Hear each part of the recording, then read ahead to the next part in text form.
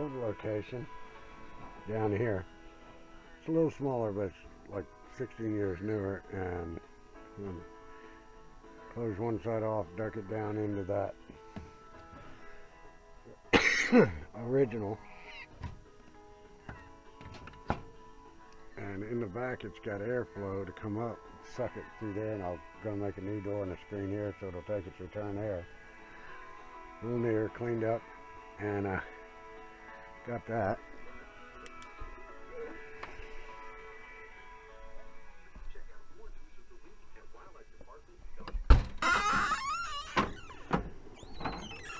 And then outside, that's where the old one used to be. That's the new one. This is coming out, and all that'll be repaired since we have the new unit up top and stuff. So all that's sleeved, got air space around it, etc. So it'll be good.